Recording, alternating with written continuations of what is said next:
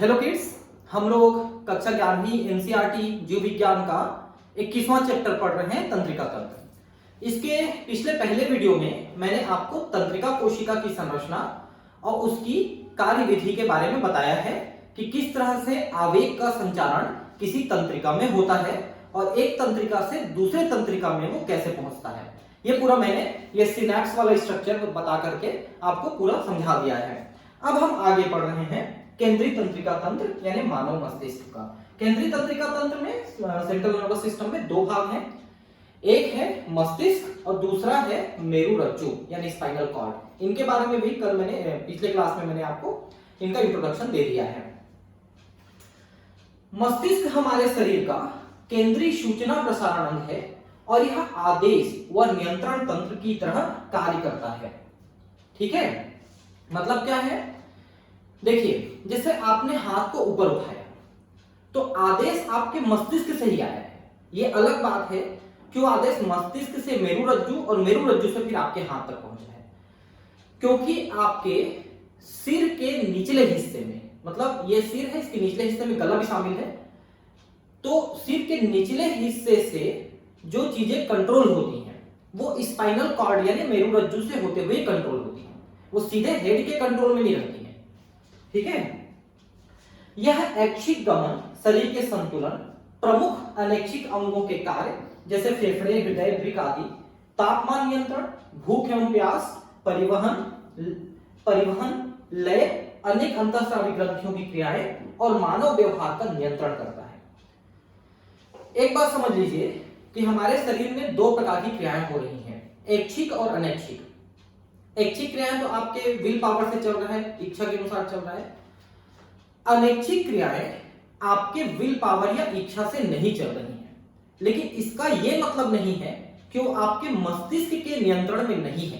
बिल्कुल वो मस्तिष्क के ही नियंत्रण में है और उसी के द्वारा वो संचालित भी हो रहा है।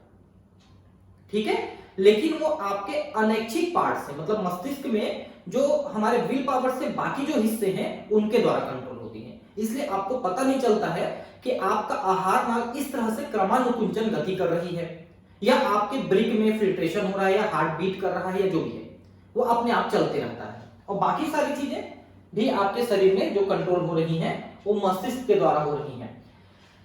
ये जो मानव व्यवहार है, आपका जो इमोशन है, भावनाएं हैं, उनका सेंटर भी मस्तिष्क में ही है। ठीक है, जिसको अपन हाइपोथैलेमस कहते हैं। तो सारी चीजों का यहाँ पर जो जो चीजें लिखी हैं उनको नाम से तो आप समझ ही रहे हैं कि क्या हो रहा है इनमें। इन सभी का नियंत्रण आपके मस्तिष्क के द्वारा होता है। ठीक है, यह देखने, सुनने, बोलने की प्रक्रिया, याददाश्त, कुशाग्रता, भावनाओं और विचारों का भी स्थल है। तो ये सारी चीजों का, जैसे आप बोल रहे हो, सुन रहे हो, वो सारी चीजें आप मस्तिष्क के द्वारा ही कर रहे हो। सारी चीजों का सेंटर मस्तिष्क है। मानव मस्तिष्क खोपड़ी के अंदर अच्छी तरह सुरक्षित है। अब एक चीज समझ लीजिए, यह हमारा जो खोपड़ी है जिसमें मानव मस्तिष्क है, मैंने कंकाल तंत्र में इसकी संरचना बताई है और इस भाग को हम क्रेनियम कहते हैं। ठीक है, और यहां पर बोन्स भी मैंने बताया है, ऑक्सीपिटल है, पेराइटल है, फ्रंटल है, एथमॉइडल है, स्क्वेमॉइड, ये है पैलेटाइन वगैरह, पूरा ये स्कल का स्ट्रक्चर है। ठीक है, अब देखिए कि ये जो मस्तिष्क है इसके ऊपर और खोपड़ी के नीचे 3 झिल्लियां हैं। ठीक है, जिससे मस्तिष्क और सुरक्षित हो जाती है। तो सबसे ऊपर की झिल्ली है ड्यूरामेटर, बीच वाली झिल्ली है एरेक्नाइड और सबसे नीचे की झिल्ली है पायामेटर। ड्यूरामेटर, एरेक्नाइड, पायामेटर, ये 3 झिल्लियां हैं।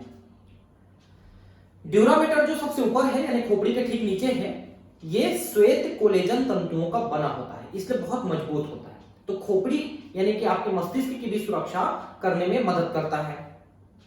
दूसरा एरेक्नॉइड है और तीसरा पायामेटर है। तो ये दो झिल्लियों जैसे हैं। दूसरी बात यह है कि जो सबसे नीचे का स्तर है पायामेटर, इसमें रक्त वाहिनियों का बहुत जाल बिछा रहता है, क्योंकि रक्त वाहिनियां मस्तिष्क के अंदर प्रवेश नहीं करती, सिर्फ बाहर में जो झिल्ली है उसी में वो फैली हुई है और वहां से एक द्रव का निर्माण होता है जो रक्त से छन छन करके बाहर आती है, जिसको आप उतल द्रव भी कहते हो। वो यहां पर मस्तिष्क में कहलाता है सेरिब्रोस्पाइनल फ्लूइड, सेरिब्रोस्पाइनल द्रव कहलाता है वो। और वो द्रव मस्तिष्क के बाहर और मस्तिष्क के अंदर भी, क्योंकि मस्तिष्क अंदर से खोखला है तो उसके बाहर और अंदर दोनों जगहों पे वही द्रव भरा हुआ है, और उसी से मस्तिष्क की कोशिकाएं पोषण, उत्सर्जन, इन सब चीजों का, गैसों का आदान प्रदान करते हैं। और ये जो द्रव है वो उसी जाल से, जो मस्तिष्क के ऊपर वाली झिल्ली है पायामेटर, उस झिल्ली में जो रक्त वाहिनियों का जाल बिछा है उसी से वो छन के आते हैं और वापस भी जाते हैं। ठीक है, तो ये झिल्लियां मस्तिष्क की सुरक्षा, पोषण और उत्सर्जन सब चीजों के लिए महत्वपूर्ण है। आपने एक चीज सुना होगा कि किसी किसी को ब्रेन हेमरेज होता है। तो ब्रेन हेमरेज क्या है? ये जो जाल बना हुआ है ये रक्त वाहिनियों का, बहुत पतले रक्त वाहिनियां हैं, सबसे पतली वहीं पर है। तो जब किसी व्यक्ति को अत्यधिक उच्च रक्तचाप यानी कि हाई ब्लड प्रेशर की शिकायत होती है तो यही रक्त वाहिनियां फट जाती हैं, कभी कभी ज्यादा दबाव को नहीं झेल पाती, तो इनके फट जाने से रक्त भरने लगता है ब्रेन में और उस व्यक्ति की मौत हो जाती है। क्योंकि अगर किसी को ब्रेन हेमरेज होता है ना, तो हजारों लाखों में से कोई एक ऐसा ब्रेन हेमरेज का पेशेंट होगा जो कभी शायद जिंदा बचता होगा, नहीं तो अच्छे बड़े से बड़े और छोटे से छोटे व्यक्ति, वैसे छोटे लोगों को जो मजदूर ग्रेड के हमारे किसान, हमारे जैसे आपके जैसे जो लोग हैं, मैं भी किसान हूं, मेहनत करता रहा हूं, ऐसा नहीं है, हमारे आपके जैसे लोगों को जनरली ये प्रॉब्लम नहीं होता। पता है क्यों? क्योंकि हम मेहनत करते हैं। ये ना ज्यादा पैसे वाले लोग जो हमेशा स्टेबल जॉब करते हैं या एक जगह टिक करके जॉब करते हैं, जिनके शरीर में फैट जमा हो जाता है, उनको ये प्रॉब्लम ज्यादा होती है। मेहनत करने वाले लोगों को होता नहीं। तो बड़े लोगों को ही ज्यादातर ब्रेन हेमरेज की प्रॉब्लम होती है। तो उसमें भी अच्छे बड़े लोग भी स्वर्ग से हार जाते हैं। आप लोगों ने जगजीत सिंह का नाम सुना होगा, बहुत बढ़िया गजल गायक थे जगजीत सिंह। मैं भी उनकी गजलें सुनता हूँ, आज भी कभी समय मिलता है थोड़ा बहुत। तो वो एक बहुत अच्छे गजल गायक, उनकी मौत भी ब्रेन हेमरेज से हुई। तो सोचो कि इतने बड़े गजल गायक जो क्या नहीं कर सकते थे पैसे के मामले में, उनकी मौत भी हो गई इससे। और मेरे कई पहचान के ऐसे लोग हैं जो इस बीमारी से, मतलब इस घटना से मरे हैं, ब्रेन हेमरेज से। ठीक है, तो ये झिल्लियां हैं ऊपर में। इन झिल्लियों के बीच बीच में भी अवकाश है। उन अवकाशों को जो ड्यूरामेटर के नीचे है तो सब ड्यूरल, और एरेक्नाइट के नीचे है सब एरेक्नाइट। ठीक है, लेकिन जो पायामेटर है वो लगभग जुड़ा हुआ है मस्तिष्क से।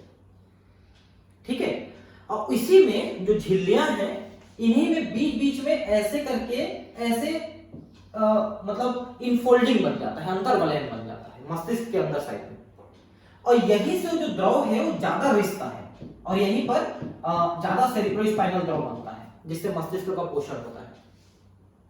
ठीक है, और इनको हम कहते हैं कोरॉइड प्लेक्सेस, कोरॉइड प्लेक्सेस कहते हैं इसको। ठीक है, तो ये क्या है? वो जो सबसे नीचे का जो झिल्ली है पायामेटर, उनके अंतर्वलयन है मस्तिष्क की तरफ, और इसमें से ज्यादा सेरिब्रोस्पाइनल द्रव बनते हैं कोरॉइड प्लेक्सेस से।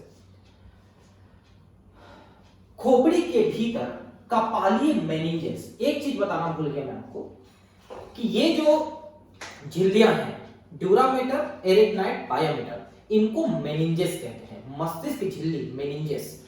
और कभी कभी इनमें सूजन आ जाता है चोट लगने से या बैक्टीरिया के इन्फेक्शन से, जैसे निसेरिया मेनिंजाइटिस एक बैक्टीरिया का नाम है। उस बैक्टीरिया का अगर इसमें इन्फेक्शन हुआ, संक्रमण हुआ, तो भी सूजन आ जाता है। तो अगर इन झिल्लियों में सूजन आ जाता है तो हम उसे कहते हैं मेनिंजाइटिस। ठीक है, मेनिंजाइटिस, उसको उस बीमारी का आइटिस का मतलब सूजन होता है, ध्यान रखेंगे। और निसेरिया मेनिंजाइटिस उस बैक्टीरिया का नाम है। ठीक है, तो मेनिंजेस इन झिल्लियों को कहते हैं जिनकी बाहरी परत ड्यूरामेटर, बहुत पतली मध्य परत एरेक्नॉइड, और एक आंतरिक परत पायामेटर जो कि मस्तिष्क ऊतकों के संपर्क में होती है। मैंने अभी आपको बताया था कि पायामेटर मस्तिष्क से लगभग जुड़ी होती है। ठीक है, मस्तिष्क को मुख्यतः 3 भागों में विभक्त करते हैं, अग्र मस्तिष्क, मध्य मस्तिष्क और पश्च मस्तिष्क। ठीक है, 3 भागों में हम बांटते हैं। देखिए, अग्र मस्तिष्क में मुख्य भाग है आपके घ्राण पिंड, जो गंध का आभास कराती है मस्तिष्क में, उसे घ्राण पिंड यानी ऑल्फैक्टरी लोब कहते हैं। दूसरा भाग है सेरिब्रम, जो हमारे ब्रेन का 80% पार्ट बना है, सेरिब्रम, जिसको प्रमस्तिष्क कहते हैं। वो हमारे सोचने समझने की क्षमता उसी से है, प्रमस्तिष्क से। और तीसरा भाग होता है डायनसेफलॉन, जिसमें बहुत सारी अनैच्छिक क्रियाओं का सेंटर होता है।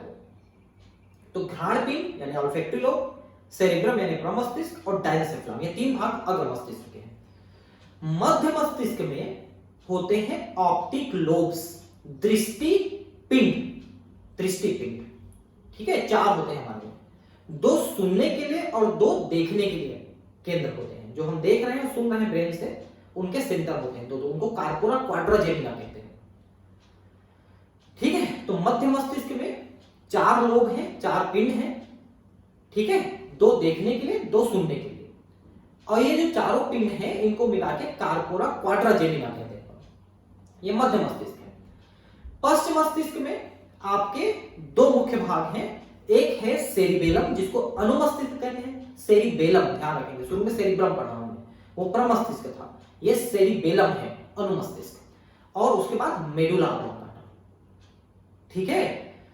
तो अग्र मस्तिष्क के तीन भाग, ऑल्फैक्टरी लोब, घ्राण पिंड, प्रमस्तिष्क यानी सेरिब्रम और डायसेफ्रम। मध्य मस्तिष्क में कार्पोरा क्वाड्राजेमिना चार लोब, और पश्च मस्तिष्क में सेरिबेलम यानी अनुमस्तिष्क और मेडुला ऑब्लांगाटा, ये भाग है हमारे मस्तिष्क के, और इन सब के कार्य भी हम धीरे धीरे यहाँ पर समझेंगे।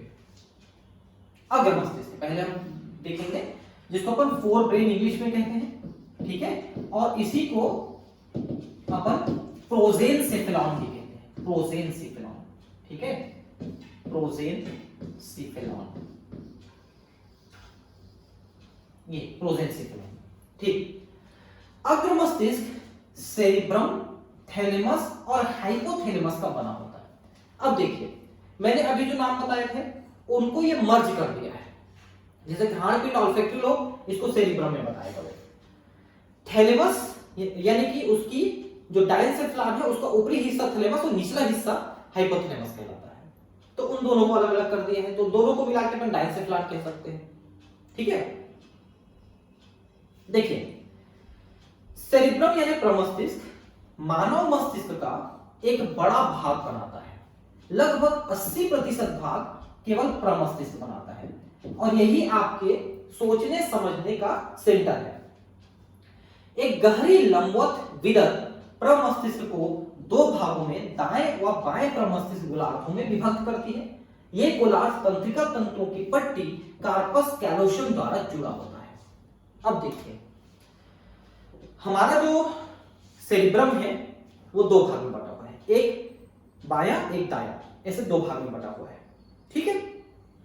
और दोनों भाग को जोड़ने के लिए बीच में एक पट्टी जैसी संरचना है, उस पट्टी को हम कहते हैं कार्पस कैलोसम, और ये सिर्फ स्तनियों में, वो भी यूथेरियन स्तनियों में जो बच्चा पैदा करते हैं, सीधे सीधे, मेटाथीरियन और प्रोटोथीरियन में नहीं है। अब ये क्या चीजें हैं, मैं थोड़ा बहुत आपको उसमें बताया हूं, आप जाके देख लेंगे, जो क्लासिफिकेशन है, वर्गीकरण है, उस चैप्टर में जाके देखेंगे, वहां मैं बताया हूं, ठीक है। तो केवल स्तनियों में, वो भी यूथेरियन स्तनियों में, ये कार्पस कैलोसम पाया जाता है, और उनकी पहचान ही है स्तनियों की, ये पहचान है कार्पस कैलोसम की उपस्थिति। तो यहां पर तो आपको कार्पस कैलोसम ऐसे इस टाइप से बना दिया है ब्रेन में, तो एक्चुअली ब्रेन को आप ऐसे देखेंगे तो दो भाग में दिखेगा, सामने से देखेंगे तो, और बीच में वो पट्टी ऐसे गई हुई दिखेगी, कार्पस कैलोसम, ठीक है। ये स्तनियों की पहचान है। प्रमस्तिष्क गोलार्ध को कोशिकाओं की एक परत आवरित करती है, जिसे प्रमस्तिष्क वल्कुट कहते हैं, तथा निश्चित गर्तों में बदल जाती है। देखिए, आप किसी भी अंग को अगर आप देखें, आंतरिक अंगों को, तो आप उसको दो भाग में बांट ही सकते हो। जैसे कि ये मान लो एक अंग है बड़ा सा, तो इसके सेंटर वाले भाग को मेडुला कह सकते हो, मेडुला यानी मज्जा, और किनारे किनारे के हिस्से को अपन वल्कुट यानी कॉर्टेक्स कहते हैं। ये हमारे किडनी में भी कहते हैं, एड्रिनल ग्लैंड में भी कहते हैं, ब्रेन में भी कहते हैं। तो बहुत सारे आंतरिक अंगों में हम ये दो नाम लिखते हैं। तो किनारे वाला भाग जो है ये वल्कुट होता है, और बीच वाला भाग मज्जा या मेडुला होता है। मस्तिष्क में मैंने पिछले वीडियो में बताया है आपको, दो प्रकार की तंत्रिकाएं होती हैं। एक वे तंत्रिकाएं जिनमें माइलिन का आवरण पाया जाता है, माइलिन शीट ये पाया जाता है, उसको माइलिनेटेड मेडुलेटेड या आच्छादित कहते हैं, और वो सफेद रहे पिंक कलर के होते हैं। दूसरे वे तंत्रिकाएं जिनमें माइलिन आवरण नहीं होता है, जिनको अपन अनाच्छादित या नॉन मेडुलेटेड, नॉन माइलिनेटेड कहते हैं, वो दूसरे प्रकार का है जो धूसर कलर का होता है। तो हमारे मस्तिष्क के जो किनारे वाला हिस्सा है जिसको हम वल्कुट या कॉर्टेक्स कह रहे हैं, वो नॉन माइलिनेटेड, अनाच्छादित तंत्रिका का बना हुआ है, इसलिए धूसर कलर का है। लेकिन बीच वाला हिस्सा आच्छादित यानी मेडुलेटेड का बना हुआ है, इसलिए वो सफेद या पिंक कलर का है। तो हम इसको धूसर या ग्रे मैटर कहते हैं किनारे वाले को, और बीच वाले को व्हाइट मैटर कहते हैं। ठीक है, तो मेरे हिसाब से आपको थोड़ा सा समझ में आने लगा होगा। ठीक है, निश्चित गर्तों में बदल जाती है, ये क्या मतलब है? देखिए, अगर आप ब्रेन को देखेंगे तो ब्रेन ऐसे चिकना नहीं दिखेगा, बल्कि ऐसे उबड़ खाबड़ दिखेगा, ऐसे उबड़ खाबड़ दिखेगा। इस उबड़ खाबड़ को जो गर्त है और ऊपर है नीचे है, ऊपर है नीचे है, इसको अपन गायराई और सल्साई कहते हैं। गायराई एंड सल्साई इनको कहा जाता है। तो इस टाइप से ब्रेन बना हुआ है। ठीक है, इसका फायदा ये होता है कि कम जगह में भी हम ज्यादा बड़े ब्रेन को समा पाए, गायराई सल्साई। इसलिए इससे चिपका हुआ जो मेम्ब्रेन है आपका पायामेटर, वो भी ऊपर से ऐसे ही दिखेगा, गायराई सल्साई। प्रमस्तिष्क वल्कुट को इसके धूसर रंग के कारण धूसर द्रव्य कहा जाता है, यानी ग्रे मैटर। क्यों? क्योंकि अनाच्छादित तंत्रिकाओं का बना हुआ है और उसके कारण से धूसर कलर का है। तंत्रिका कोशिकाएं सांद्रित होकर इसे रंग प्रदान करती है। तो एक्चुअली वो रंग उसके कारण से, हालांकि यहां पर लिखा है, अब आपको याद तो यही करना पड़ेगा। प्रमस्तिष्क वल्कुट में प्रेरक क्षेत्र, संवेदी भाग और बड़े भाग होते हैं जो स्पष्टतया न तो प्रेरक क्षेत्र होते हैं, नहीं संवेदी। ये भाग सहभागी क्षेत्र कहलाते हैं। अब देखिए क्या है, जैसे मान लो मैंने हाथ को यहां पर छुआ या कोई गंध लिया या देखा या सुना, तो ये संवेदनाएं हैं जो संवेदी तंत्रिकाओं के द्वारा गया ब्रेन में। तो ब्रेन में उसी भाग में, वल्कुट वाले भाग में एक जगह वो पहुंचा, उस भाग को हम संवेदी कहेंगे। अब ये भाग संवेदी है ब्रेन का। मान लो ये मैं आपको इसमें से दिखाता हूं। मान लो हमारी जो संवेदनाएं हैं ब्रेन के इस भाग में पहुंचा, तो ये संवेदी क्षेत्र हो गया, सेंसरी एरिया। अब ब्रेन ने एक आदेश पारित किया कि आप अपने नाक को बंद कर लो या हाथ को हटा लो, या जैसा भी एक आदेश पारित किया। तो मान लो वो आदेश यहां से निकल के गया, तो वो प्रेरक यानी मोटर क्षेत्र कहलाया। तो जो क्षेत्र, दो क्षेत्र हुए, एक संवेदी जो संवेदना को ग्रहण कर रहा है, दूसरा प्रेरक जो आदेश पारित कर रहा है। लेकिन इनके बीच का जो बड़ा एरिया है बोल रहा है, वो जो है कनेक्टिंग है, सहभागी है, इन दोनों क्षेत्र को जोड़ता है। ठीक है, तो एक तरफ संवेदी है, एक तरफ प्रेरक है, और बीच में उनके सहभागी हैं जो इन दोनों क्षेत्र को जोड़ते हैं। क्योंकि यहां से संदेश यहां तक लेके जाएगा, तब तो आदेश पारित करेगा, नहीं तो कैसे पारित करेगा, ये है इसका मतलब। ठीक है, तथा जटिल क्रियाओं जैसे अंतर संवेदी सहभागिता, स्मरण, संपर्क सूत्र आदि के लिए उत्तरदायी होते हैं। तो ये सारी चीजें हमारे शरीर में चल रही हैं, जिससे ये दोनों चीजें इनको मेंटेन करती हैं। इस पथ के रेशे माइलिन अक्षत से आवृत होते हैं, जो कि प्रमस्तिष्क गोलार्ध का आंतरिक भाग बनाते हैं। ये देखो आगे, प्रमस्तिष्क गोलार्ध का आंतरिक भाग, जिसको हम मज्जा कहते हैं, वहां पहुंच जाते हैं। तो अगर वहां देखेंगे तो वहां पर आपको मिलेंगे आच्छादित वाले, माइलिनेटेड वाले, और वो व्हाइट कलर का दिखेगा, व्हाइट मैटर कहलाएगा। ये इस परत को सफेद अपारदर्शी रूप प्रदान करते हैं, इसलिए इस भाग को अपन श्वेत द्रव्य यानी व्हाइट मैटर कहते हैं। ठीक है, व्हाइट मैटर कहेंगे बीच वाले भाग को, सेंटर वाले भाग को। हम इस चित्र के द्वारा आगे की चीजें आपको बताते हैं, पहले एक बार बता देते हैं। देखिए, ठीक है, यहां पर थैलेमस और यहां पर हाइपोथैलेमस, यही है। एक्चुअली मान लो ये डायनसेफेलॉन है, एक्चुअली इन दोनों को मिला के डायनसेफेलॉन होता है। इसका ऊपरी भाग थैलेमस और निचला भाग हाइपोथैलेमस होता है। थैलेमस जो है, मतलब ऊपरी भाग तो एपिथैलेमस कहेंगे। एक मिनट, ये डायनसेफेलॉन है, ऊपरी भाग एपिथैलेमस, इसके साइड में थैलेमस और नीचे में हाइपोथैलेमस, और यहां से निकलता है पीनियल बॉडी और नीचे से निकलता है पिट्यूटरी यानी पीयूष ग्रंथि। ये पूरी संरचना डायनसेफेलॉन है। थैलेमस इसका मुख्य भाग है, ठीक है, जो हमारे अनैच्छिक क्रियाओं को कंट्रोल करने में मदद करता है, और हाइपोथैलेमस हमारे भावनाओं को कंट्रोल करता है। तो प्रमस्तिष्क और डायनसेफलॉन। अब प्रमस्तिष्क में एक चीज जो इसने नहीं बताई वो है गंध को ग्रहण करने वाला भाग, उसको हम ऑल्फैक्टरी लोब या घ्राण पिंड कहते हैं, जो प्रमस्तिष्क के अंदर घुसा रहता है, इसे अलग से नहीं दिखाया है, कोई बात नहीं।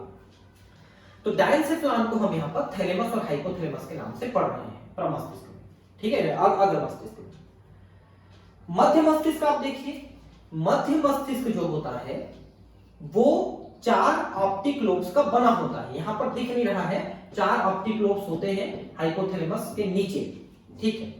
उसके बाद पश्च मस्तिष्क, मस्तिष्क देखिए, पश्च मस्तिष्क जिसको अपन हाइंड ब्रेन कहते हैं, इसमें मैंने आपको बताया कि मुख्य भाग अनुमस्तिष्क यानी सेरिबेलम और उसके नीचे मेडुला ऑब्लांगेटा, लेकिन एक और भाग होता है वो होता है पांस वेरोलाई, ये भी प्रमस्तिष्क में होते हैं। और पांस वेरोलाई के अंदर एक सेंटर होता है जिसको अपन न्यूमोटैक्सिक सेंटर कहते हैं, जो हमारे श्वसन को कंट्रोल कर रहा है, श्वसन को चला रहा है, न्यूमोटैक्सिक सेंटर वो पांस वेरोलाई के अंदर होता है। तो पांस वेरोलाई, अनुमस्तिष्क और मेडुला, ये 3 भाग हैं जो आपके पश्च मस्तिष्क को बनाए हुए हैं।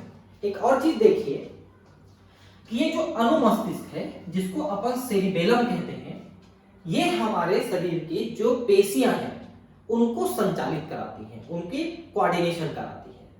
और इसके अंदर अगर आप देखोगे तो इसके अंदर जो व्हाइट मैटर है, श्वेत द्रव्य है, वो ग्रे मैटर में इस तरह से पेड़ के जैसा फैला हुआ है, इसको अपन आर्बर वाइटी कहते हैं, आर्बर वाइटी हम इसको कहते हैं। ये जो श्वेत द्रव्य धूसर द्रव्य में ऐसे पेड़ के जैसे, वृक्ष के जैसा फैला हुआ है, ब्रांचिंग, उसको अपन आर्बर वाइटी कहते हैं, ठीक है।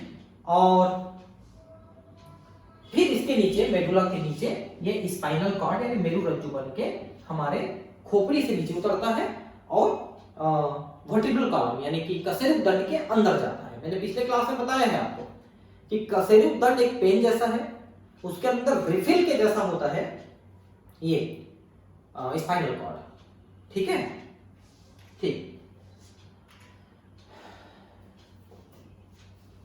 प्रमस्तिष्क थैलेमस नामक संरचना के चारों ओर लिपटा होता है, जो कि संवेदी और प्रेरक संकेतों का मुख्य संपर्क स्थल है।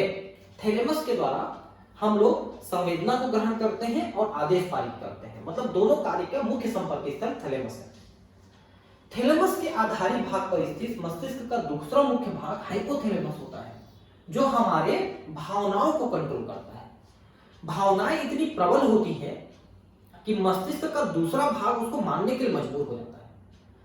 जैसे मान लो आप किसी को पसंद करते हो, तो आपको कोई उसकी बुराई भी करेगा ना तो आपको अच्छा नहीं लगेगा। जैसे मान लो मैं आपको आके बताऊं कि सुन वो तेरा वो सिगरेट पीता है, तो तुम क्या बोलोगे, नहीं मुझे उस पर भरोसा है, वो ऐसा नहीं कर सकता, ऐसे बोलते हैं ना। तो वो कारण है आपकी भावनाओं का। अब भावनाओं को कंट्रोल करता है हाइपोथैलेमस। हाइपोथैलेमस जिस चीज को मान लिया ना, उसको बदलना बहुत डिफिकल्ट होता है। यही कारण है कि आज के जो यंग जनरेशन है वो लोग बहुत गलत डिसीजन लेते हैं अपने लाइफ के बारे में, कोई भाग गया, कोई भाग गई। इस टाइप का जो कार्य होता है ना, जो सोचने के लिए उसके दिमाग को ठस कर देता है, बिल्कुल सोचने काबिल नहीं रख देता, बस वही सब कुछ है और यही सब कुछ है, बस यही सोचते हैं। जबकि आज के जमाने में कैरियर बनाने का जमाना है। ये आपकी ऐसी उम्र है जिसमें आप अभी पढ़ाई कर रहे हो, ये वीडियो आप देख रहे हो, जिस उम्र में आप हो उस उम्र में आपको कैरियर बनाना है। ये आपके पूरी जिंदगी का सवाल है। एक बार आपका कैरियर बन गया तो ये सब चीजें तो गौड़ हो जाती हैं, वहां पर वो आपको मिलेंगी और बहुत अच्छी कंडीशन में मिलेंगी।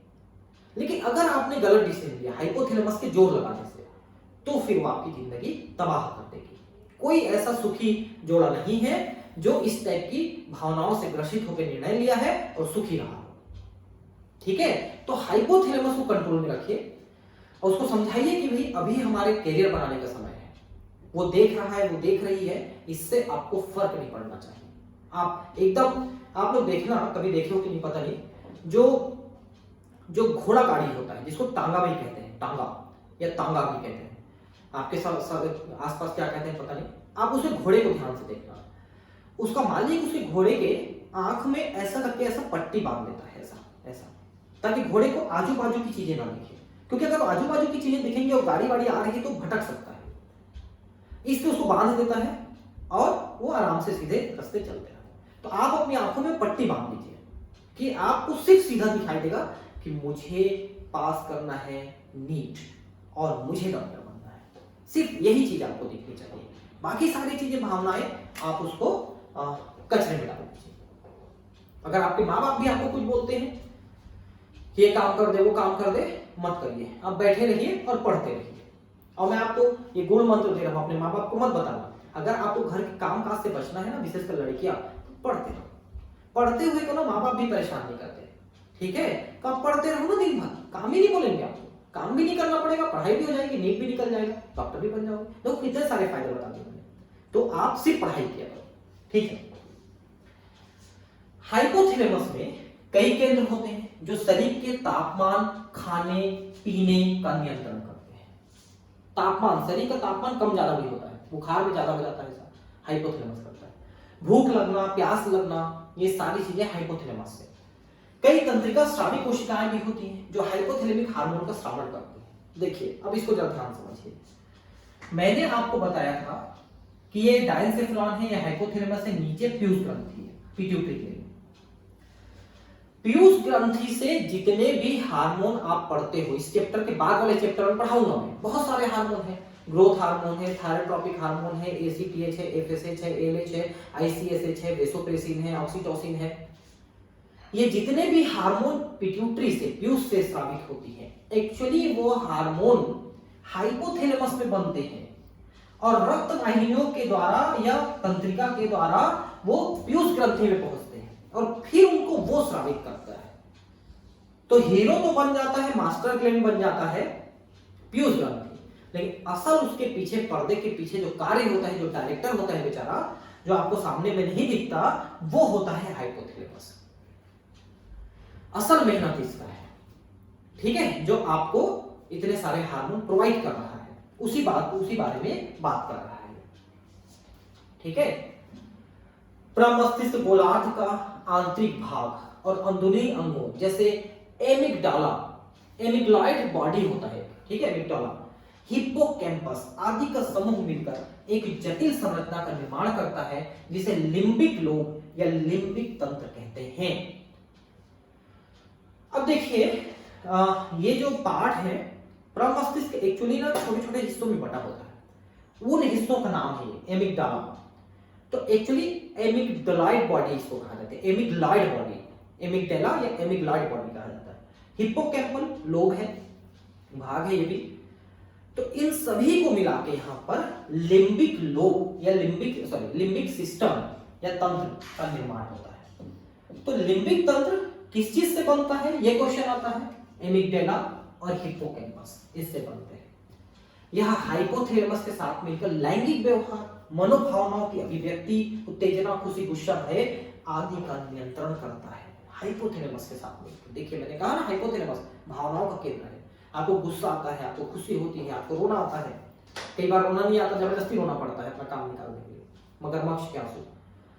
तो रोना अंदर से आता है, हंसी अंदर से आती है, ठीक है? तो वो हाइपोथैलेमस का काम, और लिम्बिक लोब उसका हेल्प कर रहा है, ठीक है? अब आया मध्य मस्तिष्क। देखिए मध्य मस्तिष्क में ऐसे 4 गोटियां जैसी संरचनाएं हैं जिनको अपन ऑप्टिक लोब्स कहते हैं, दृष्टि पिंड कहते हैं। तो एक्चुअली ऊपर वाले 2 को हम कहते हैं सुपीरियर कोलिकाई और नीचे वाले को हम कहते हैं इंफीरियर कोलिकाई, दोनों को।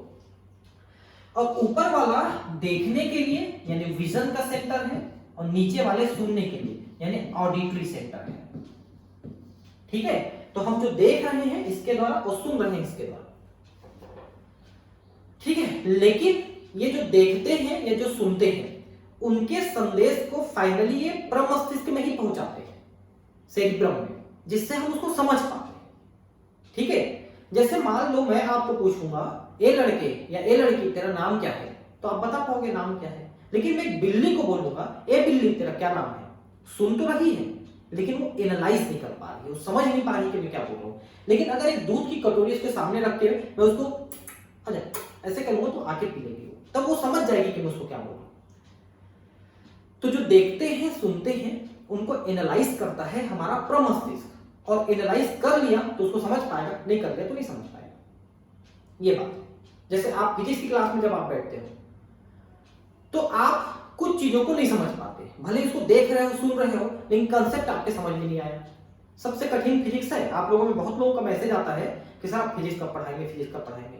बेटा मेरे पास ना खाने के लिए समय नहीं निकल पाता है, कई बार ये स्थिति हो जाती है। ठीक है, मैं कॉलेज में प्रोफेसर हूँ, वहां पढ़ाता हूँ, कोचिंग में मैं पढ़ाता हूँ सुबह शाम, फिर यूट्यूब पर वीडियो बनाता हूँ। अब सोचिए कि मेरी व्यस्तता कितनी ज्यादा है, मैं आपको फिजिक्स नहीं पढ़ा पा रहा हूँ समय अभाव के कारण से। तो मैं आपको वादा तो नहीं करता कि मैं कब पढ़ाऊंगा, लेकिन मैं कोशिश करूंगा कि फिजिक्स भी मैं आपको हिंदी मीडियम में पढ़ा दूं। लेकिन अभी तुरंत ना मैं आपसे क्षमा चाहूंगा कि फिजिक्स के लिए समय नहीं निकल पा रहा है बेटा, केमिस्ट्री और बायोलॉजी में फिलहाल पढ़ा रहा हूं, है ना। तो ठीक है, तो मैं आपको बता रहा था कि मध्य मस्तिष्क में 4 है, इनको हम कहते हैं कार्पोरा क्वाड्राचेरिया, इनका नाम है। ठीक है, कार्पोरा क्वाड्राचेरिया।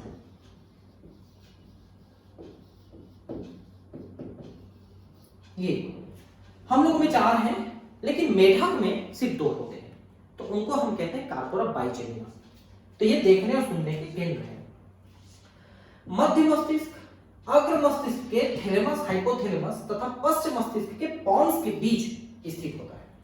मतलब अग्र और पश्च के बीच में घुसा हुआ है। एक नाल प्रम मस्तिष्क तरल नलिका मध्य मस्तिष्क से गुजरती है।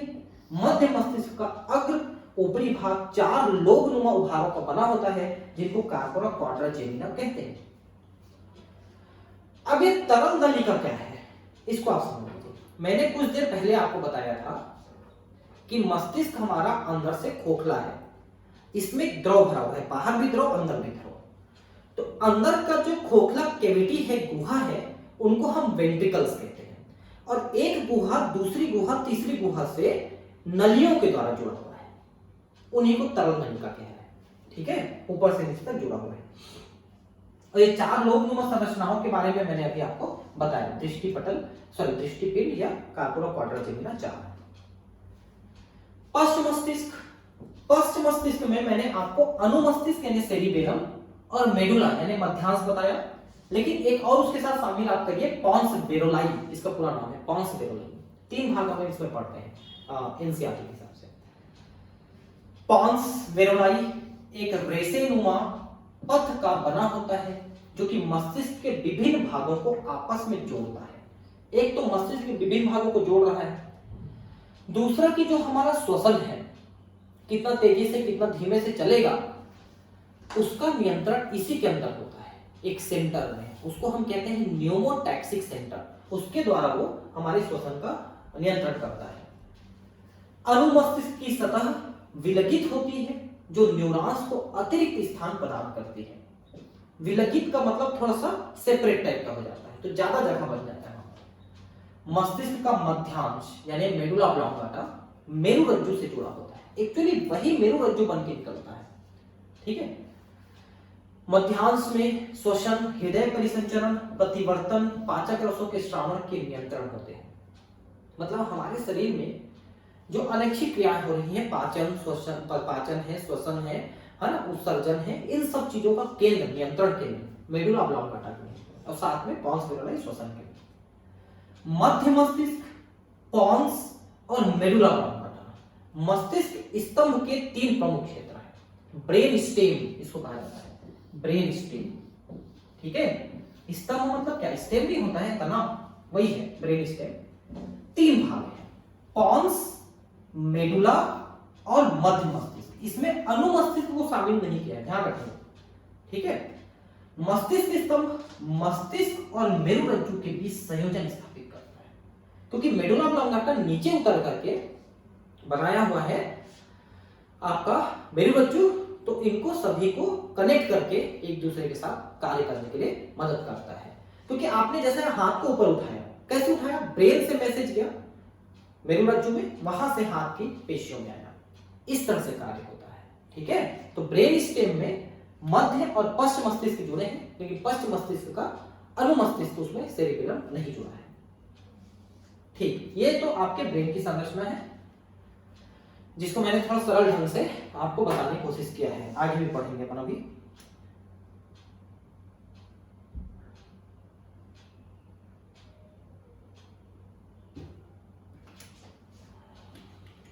ठीक है।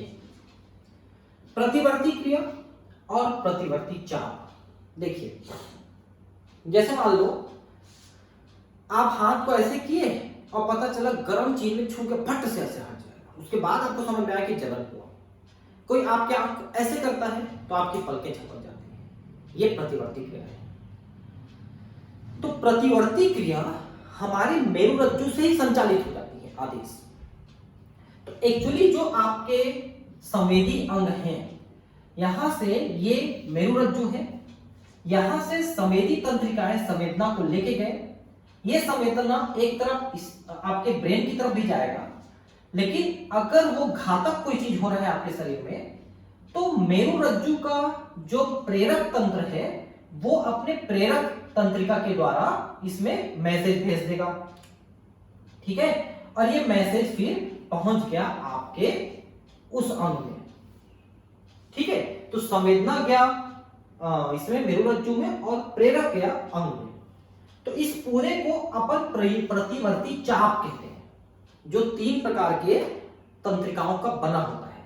एक संवेदी तंत्रिका, एक प्रेरक यानी मोटर तंत्रिका, और दोनों को जोड़ने वाली संयोजक तंत्रिका। यहां पर बीच में दोनों को जोड़ने वाली संयोजक भी होती है। इस तरह से आपके शरीर में प्रतिवर्ती क्रियाएं चलती है, ठीक है, जो अचानक झटके के साथ हो जाती है। हालांकि एक कंडीशनल रिफ्लेक्स भी होता है।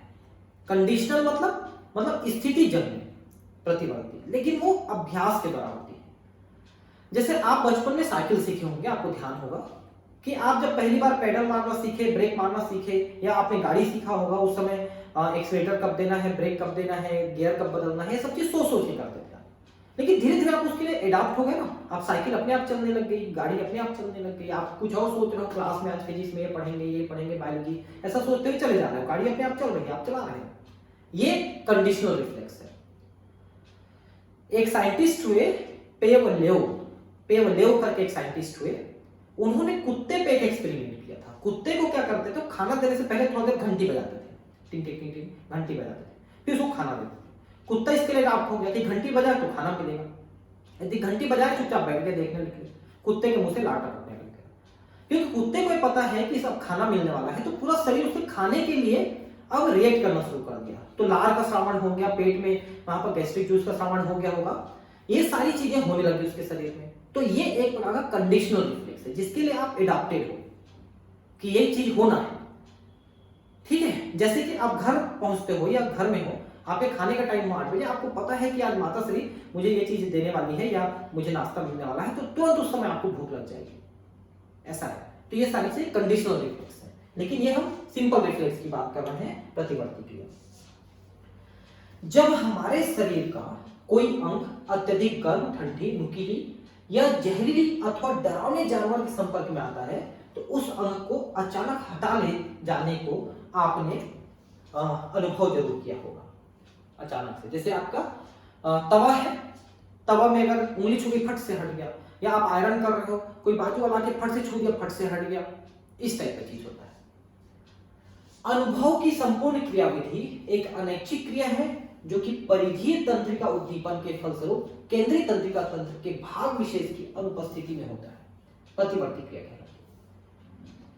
तो मस्तिष्क उसमें भाग नहीं लिया, उसमें सिर्फ आपकी मेरुरज्जु ने भाग लिया, ठीक है। प्रतिवर्ती क्रिया पथ अभिवाही न्यूरॉन यानी ग्राही, जो संदेश को लेके गया वहां मेरुरज्जु तक, और अपवाही, जो संदेश को लेके आया हाथ तक, के हाथ को हटाइए, यानी प्रभाव उत्तेजन, जो कि निश्चित क्रम में लगे होते हैं, से बना होता है, ठीक है। ये देखिए, तो यहां से आप देखिए कि संदेश आया, आपने यहां पर देखिए, ये जो पिक्चर है ना, इसको करने के लिए आपको एक व्यवस्था ये करनी पड़ेगी कि एक मेढक को लेनी पड़ेगी। आप उसको बेहोश भी कर सकते हैं चाहे तो, नहीं तो ब्रेन में सुई चुभा के ब्रेन को नष्ट भी कर सकते हैं। फिर लिटा के उसके पैर में, घुटने के पास पैर में ऐसे एसिटिक एसिड डालिए, तो झटका मारता है, पैर को हटाने की कोशिश करता है। या आपको ऐसे लिटा करके आपके पैर में थोड़ा सा वही घुटने के पास ऐसे टिक से मारेंगे तो भी पैर ऐसे झटका मारता है। तो यहाँ की मांसपेशियों से संवेदी तंत्रिकाएं, अभिवाही तंत्रिकाएं संदेश को लेके गई। और आपके देखिए मेरुरज्जु की संरचना है, मेरुरज्जु की उसकी काट है। अभी मेरुरज्जु जो पढ़ेंगे तो इसका जो अनुप्रस्थ काट है उसकी अध्ययन करेंगे। तो ये गया वहां पर डॉर्सल रूट में, यानी कि पृष्ठ सतह की ओर, डॉर्सल रूट की तरफ गया, उसको दिया, और यहां से वेंट्रल रूट से होते हुए एक संदेश वाहक जो है ये लेके आया, पैर को हटाया। ठीक है, ऐसा है। तो यहां पर दोनों तरफ के मसल्स के लिए आएंगे, इधर भी जा रहे हैं इधर भी आ रहे हैं, देख रहे हैं, दो अगवाही पथ हैं। ठीक है, और ये प्रेरक तंत्रिकाएं हैं जो ये प्रेरणा दे रहे हैं पैर को हटाने के लिए, और ये ग्राही तंत्रिकाएं यहां पर होती है जो ग्रहण कर रही हैं, और दोनों को जोड़ने वाली भी तंत्रिकाएं होती है जिनको संयोजक तंत्रिकाएं कहते हैं। और ये पेशियां हैं जो पैर को झटका मारेंगी, हटाएंगी। प्रेरक अंत्य पट्टिका यानी प्रभारक, मतलब क्या है कि मोटर एंड प्लेट, जहां तक संदेश आया मोटर एंड प्लेट, मैंने आपको बताया है इस चीज को क्या चीज है। ठीक है, पहले की क्लासेस में। ये देखिए, ये छोटे से हथौड़ी जैसी चीज से टक टक ऐसे घुटने के पास मारते हैं तो पैर से झटका मारता है। ठीक है, इसी झटके को टेस्ट करता है डॉक्टर। जब किसी को पैरालिसिस हो जाता है और लकवा मार देता है तो उसी को मार के ऐसे चेक करता है डॉक्टर कि वो काम कर रहा है। ठीक है, तो प्रतिवर्ती क्रिया हो रही है यहां पर। अभिवाही न्यूरॉन संवेदी अंगों से संकेत ग्रहण करके पिष्ट तंत्र की मूल के द्वारा केंद्रीय तंत्रिका तंत्र में आवेगों का संप्रेषण करता है। ठीक है, तो पहले पहुंचा अभिवाही से स्पाइनल कॉर्ड की ओर, और स्पाइनल कॉर्ड में वो संदेश को देता है। ठीक है, प्रभावक प्रेरक न्यूरॉन तब संकेतों को प्रभावी अंगों तक पहुंचाती है और वहां से संदेश निकल करके फिर वो पैरों में पहुंचता है। इस प्रकार उद्दीपन एवं प्रतिवर्ती क्रिया मिलकर प्रतिवर्ती चाप का निर्माण करते हैं। तो एक ऐसे गया और एक ऐसा आया तो एक चाप जैसा बना ना, उसी को प्रतिवर्ती चाप कहते हैं। ठीक है, जैसे कि प्रदर्शित किया गया है। नी जर्क रिफ्लेक्स, पैरों के घुटने में ऐसे झटका मारता है। नी जर्क क्रियाविधि का अध्ययन करने के लिए चित्र का सावधानी पूर्वक अध्ययन कीजिए। ये देखिए, नी जर्क, ठीक है, घुटने का झटका मारना, नी जर्क। तो यहीं पर हम टक टक कैसे मारते हैं तो पैर झटका मारता है। ठीक है, संवेदिक अभिग्रहण एवं संसाधन, मतलब यह है कि संवेदना हमारे शरीर ने कैसे ग्रहण किया। तो अलग अलग संवेदनाओं के लिए हमारे शरीर में अलग अलग संवेदी अंग हैं। जैसे दृष्टि यानी कि प्रकाश की संवेदना आंखों के द्वारा, सुनने की संवेदना कानों के द्वारा, सूंघने की नाक के द्वारा, टेस्ट का जीभ के द्वारा, टच का, प्रेशर का, दर्द का स्किन के द्वारा, आंतरिक, मतलब बहुत सारे प्रकार के संवेदी तंत्र हमारे शरीर में पाए जाते हैं जो अलग अलग संवेदनाओं को ग्रहण करते हैं। ठीक है, ऐसा है। क्या आपने कभी सोचा है कि आपको वातावरण के परिवर्तन की पहचान किस प्रकार होती है? मतलब वातावरण बदल रहा है, हमको महसूस नहीं होता है ठंड आ रही है, गर्मी आ रही है, ऐसा। आप किस प्रकार किसी वस्तु एवं उसके रंग को देख पाते हैं? आंखों में क्या ऐसी चीज होती है? तो आंखों में, रेटिना में रोडोप्सिन और आयोडोप्सिन दो पिगमेंट बनते हैं रॉड सेल, कोन सेल के द्वारा, उसके द्वारा हम देख पाते हैं, रंगों को भी देख पाते हैं। कैसे आप ध्वनि को सुनते हैं? कानों के द्वारा। ठीक है, संवेदी अंग सभी प्रकार की वातावरणीय बदलावों का पता लगाकर समुचित संदेशों को केंद्रीय तंत्रिका तंत्र को भेजते हैं, जहां सभी अंतरक्रियाएं संचालित व विश्लेषित की जाती है। तो भले ही ब्रेन में अलग अलग हिस्से से उनको ग्रहण किया जाता है, लेकिन अंततः उन संदेशों को अपन प्रमस्तिष्क भेजते हैं, जहां उसका विश्लेषण होता है। जैसे मान लो कोई गंध आया, तो गंध को नाक ने ग्रहण करके हमारे घ्राण पिंड को भेजा मस्तिष्क में, लेकिन घ्राण पिंड ने उसको ग्रहण करके उसके संदेश को फाइनली प्रमस्तिष्क में भेजा, जिससे आपको ये महसूस होगा कि गंध दुर्गंध है कि सुगंध है। ठीक है, क्योंकि अलग अलग लोगों का प्रमस्तिष्क दोनों के लिए मतलब अलग अलग रिएक्ट करता है। हो सकता है आपको कोई चीज अच्छी लग रही हो गंध और दूसरे को अच्छी ना लग रही हो। जैसे आप एक ड्रिंकर को दे दीजिए, ड्रिंकर को एल्कोहल दे दीजिए बॉटल में, तो उसको ऐसे सूंघेगा, आह मस्त खुशबू है। लेकिन वही नॉन ड्रिंकर जो कभी दारू नहीं पिया है या किसी लेडीज को जनरली दारू नहीं पीती है, उनको आप दे दोगे, सुने यार बदबू आ रहा है मुझे भी, है ना। ऐसा जैसे आप डिओड्रेंट लगाते हो, डिओड्रेंट आपको लग रहा है कि उसकी बड़ी अच्छी खुशबू है, लेकिन वो तो आप बाजू वाले को पूछे ना उसके लिए कितनी बड़ी सिर दर्द है, बहुत बहुत बदबू आता है, उससे सिर दर्द हो जाता है। डिओड्रेंट मत लगाइए, पानी ज्यादा पीजिए, यूरिन में निकल जाएगा सब यूरिन और यूरिया, तो आपके शरीर से बदबू नहीं आएगा। नेचुरल गंध जो होता है शरीर का वो रहने दीजिए थोड़ा बहुत बस। और जैसे कि उदर वायु है, उदर वायु, अपनी उदर वायु किसी को गंदी नहीं लगती, लेकिन बाजू वाले को पूछो ना उदर वायु उसकी बाजू वाले की कितनी गंदी महसूस हो रही है। तो गंध जो है दुर्गंध है कि सुगंध है वो आपका परम मस्तिष्क डिसाइड करेगा। इसके बाद संदेशों को मस्तिष्क के विभिन्न भागों या केंद्रों तक भेजा जाता है। इस प्रकार आप वातावरणीय बदलाव का अनुभव करते हैं। हम वस्तुओं को अपनी नासिका द्वारा सुनते हैं, जीभ द्वारा स्वाद की पहचान करते हैं, कान द्वारा सुनते तथा आंखों के द्वारा देखते हैं। ये सब चीज तो ठीक है दोस्त, लेकिन क्या आपको पता है कि आपका कान एक और महत्वपूर्ण कार्य कर रहा है, और वो कार्य है शरीर का संतुलन। जो चलते फिरते आपके शरीर का जो संतुलन बना हुआ है, सोते समय जो संतुलन बना हुआ है वो कान के द्वारा है। जब आप हिलते डुलते हैं तो कान के अंदर एक द्रव होता है, एंडोलिम्फ कहते हैं उसको, वो हिलता डुलता है और संवेदी कोशिकाओं को टच करता है, तो उससे आपको ब्रेन को महसूस होता है कि आप हिल डुल रहे हैं, चल फिर रहे हैं। शरीर का संतुलन बनाए रखता है वो कान की हेल्प से। ठीक है, तो बहुत सारे कार्य हम देख रहे हैं यहाँ पर। नासिका में श्लेष्म आवरण युक्त संवेदन ग्राही होते हैं जो गंध का संवेदन करते हैं। इन्हें घ्राण ग्राही कहते हैं। घ्राण उपकला से बने होते हैं जिनमें 3 प्रकार की कोशिकाएं होती हैं। घ्राण उपकला की तंत्रिका कोशिकाएं बाह्य वातावरण से सीधे एक जोड़ी सेम के आकार के अंग में विस्तारित होती हैं। इन्हें घ्राण बल्ब कहते हैं। घ्राण बल्ब मस्तिष्क के पादाधार तंत्र का विस्तारण है। अब ये क्या क्या लिखा आपके कुछ समझ में नहीं आया, मैं बताता हूं आपको। हमारा जो नाक होता है, ये नाक, ठीक है, ऐसे नाक है हमारा, ये बाहर में 2 नासक छिद्र हैं। अंदर में जो एक झिल्ली का आवरण है, पूरी गुहा में झिल्ली का एक आवरण होता है, उस झिल्ली को हम कहते हैं, जैसे कि मान लो नासिका गुहा है, पूरी झिल्ली का एक आवरण अंदर में है जिसको लाइनिंग कहते हैं। उस झिल्ली का नाम है घ्राण उपकला, ऑल्फैक्टरी एपिथेलियम, घ्राण उपकला। उसी को हम स्निडेरियन मेम्ब्रेन या झिल्ली कहते हैं, स्निडेरियन झिल्ली। तो घ्राण उपकला, स्निडेरियन झिल्ली या ऑल्फैक्टरी एपिथेलियम, ये 2 भाग है। मतलब ये एक झिल्ली है, सॉरी झिल्ली है। और इसमें म्यूकस का, श्लेष्म का एक आवरण रहता है। जो म्यूकस होता है ना, जो नाक से निकलता है बीच में, वो म्यूकस, उसका आवरण रहता है।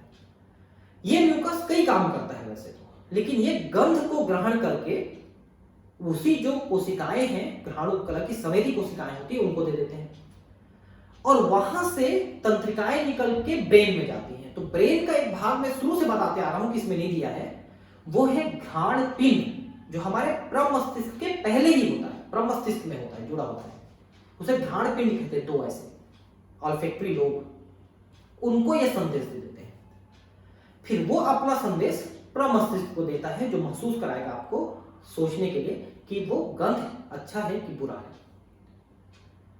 ठीक है, तो नाक में है ऑल्फैक्टरी एपिथेलियम, उसमें संवेदी कोशिकाएं हैं, वो संवेदना ग्रहण करके जाते हैं, लेके जाते हैं न्यूरॉन्स, वहां से तंत्रिकाएं, संवेदी तंत्रिकाएं आपके ब्रेन में, और ब्रेन में होते हैं घ्राण पिंड, जिसको अपन ऑल्फैक्टरी लोब कह रहे थे शुरू से, वो उनको ग्रहण करते हैं और वहां से वो गंध को प्रमस्तिष्क को देते हैं। इस तरह से कार्य हो रहा है। उसी को घ्राण बल्ब यानी ऑल्फैक्टरी लोब कह रहा है। ठीक है, नासिका घ्राणांग तथा जीभ दोनों ही विलेय रसायनों की पहचान करते हैं। एक बात ध्यान रखेंगे कि जो गंध है उसके पार्टिकल्स हवा में है ना, जैसे स्मेल है कोई भी, उसके पार्टिकल्स में कण है, उन कणों को ग्रहण करके नाक उसको म्यूकस में घोल करके महसूस करता है। वैसे जो हमारे स्वाद है, कोई भी खाने पीने की चीजें, उनकी चीजें भी हमारे मुंह के अंदर लार में घोल करके जीभ के अंदर जाते हैं तरल रूप में, तब हमको स्वाद का आभास होता है। ठीक है, स्वाद रस संवेदन तथा घ्राण गंध के रासायनिक संवेदन क्रियात्मक रूप से समान है तथा परस्पर संबंधित भी है। ठीक है, जीभ स्वाद कलिकाओं द्वारा स्वाद की पहचान करती है। स्वाद कलिकाओं में रसग्राही होते हैं। कीमो रिसेप्टर, रस का मतलब यहाँ पर जूस नहीं है, रस का मतलब रसायन है और रसायन का मतलब कीमो, तो कीमो रिसेप्टर है। ठीक है, एक प्रकार से तो वो उसी स्वाद को लार में घोल करके महसूस करता है। आहार या पेय पदार्थ के प्रत्येक स्वाद के साथ मस्तिष्क स्वाद कलिकाओं से प्राप्त विभेदक निवेश का समाकलन करता है और एक सुरुचिकर अवगमन अनुभव करता है या होता है। तो ये स्वाद कलिकाएं से जो तंत्रिकाएं होती हैं, विभेदक निवेश, मतलब ये तंत्रिकाओं के द्वारा पहुंचा ब्रेन में, और ब्रेन उनका विभेदन करता है। विभेदक निवेश मतलब उनको पहचानता है कि क्या स्वाद है। का समाकलन, समाकलन मतलब उनका आकलन करता है कि वो अच्छा स्वाद है कि बुरा स्वाद है। अच्छा स्वाद है तो वो सुरुचिकर अवगमन यानी अनुभव करता है। तो अगर आपको रसगुल्ला दे दिया जाए, गुलाब जामुन दे दिया जाए, या पानी पूरी चाट वो खिला दिया जाए, तो आप अच्छा महसूस करते हो, नहीं करते हो? ठीक है। लेकिन आपकी माताश्री एप्पल काट के लाके रख देती है, बड़ा नाक भाव से बोलते हो, एप्पल खाना बड़ा मुश्किल काम है। उसी को अगर चाट बना के ला दे, पानी पूरी बना के ला दे, जिसको अपन गुपचुप या पानी पूरी या फुलके भी कहते हैं, तो आप कितना स्वाद से खा लेते हो। तो वही बात है कि कोई चीज आपको अच्छा लगता है तो उसका स्वाद बहुत अच्छा लगता है, नहीं लगता है तो बहुत बुरा लगता है, आपके अनुभव के आधार पे। ठीक है। जैसे आज एक सोशल मीडिया में मैंने एक वीडियो देखा था लिंक्डइन में कि एक बच्चा, छोटा बच्चा है, मुश्किल से 6, 7, 8 महीने का होगा वो, ठीक है। उसको उसकी माँ जो है फिश खिला रही, फिश। तो फिश को वो स्वाद के साथ थोड़ा थोड़ा टुकड़ा काट के खा रहे हैं ना, तो ऐसे फिश को उसके मुंह के पास में गई और जैसे मुंह खोला तो एक चम्मच उसके मुंह के अंदर डाल के उसको कोई दूसरा खाना खिला दिया उसको। तो उसका चेहरा जो है देखने लायक था, एकदम ऐसा कर रहा था, मतलब उसको स्वाद नहीं पसंद आया, लेकिन अब जबरदस्ती खिला दी तो खाना ही पड़ा उसको। इस टाइप का होता है, मतलब धोखा, कि फिश दिखा के तुमने दूसरा चीज खिला दिया, ऐसा चीज था। नीचे दिए गए भागों में आंख देखने हेतु, संवेदी और कान सुनने हेतु की संरचना और क्रियाविधि से आप परिचय करेंगे। ठीक है, तो हम इनको नेक्स्ट क्लास में पढ़ते हैं। ठीक है, मिलते हैं अगले क्लास में। Thank you.